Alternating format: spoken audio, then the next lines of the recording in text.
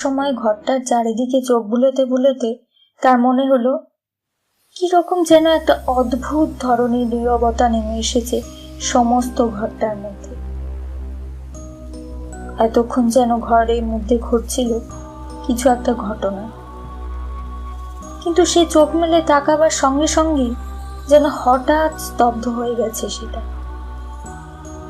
সত্যি কি কিছু ঘটছিল নাকি তার কল্পনা? আবার চোখ মুছল সে। আশ্চর্য, কি আশ্চর্য! মনে হচ্ছে তার আশপাশের মূর্তিগুলো যেন আর শুধু স্ট্যাচু নয়, শুধুই প্রাণহীন পুতুল নয়, তাদেরও যেন একটা সত্তা আছে। মনে হচ্ছে তারা যেন নিজেদের মধ্যে আলোচনা করছে তার সম্বন্ধে। বাতাসের মধ্যে দিয়ে ভেসে আসছে তাদের অশরীরী স্বর, শিশিরের শব্দ।